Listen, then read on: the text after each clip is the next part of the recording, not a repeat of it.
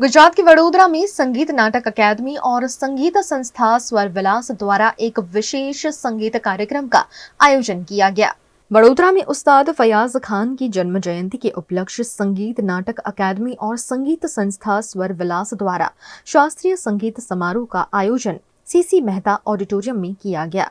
इस संगीत समारोह में ऋषभ शिमाली ने राग मधुवंती, शशांक मक्तेदार ने नट बिहाग से उस्ताद फयाज खान को श्रद्धांजलि दी।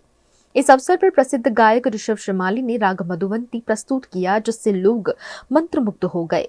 इस कार्यक्रम में विशेष रूप से शशांक मक्तेदार द्वारा नाट्य भागों का प्रभावशाली मंचन किया गया, जिससे दर्शकों को कला और संस्कृति का अद्भुत अनुभव प्राप्त हुआ।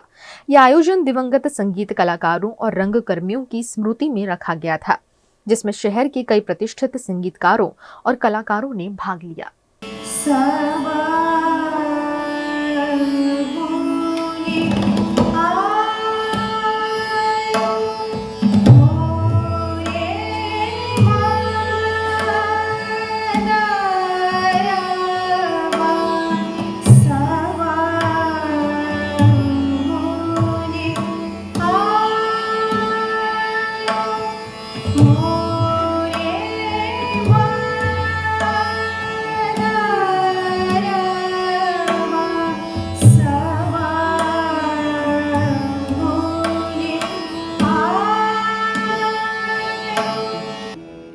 Yeah.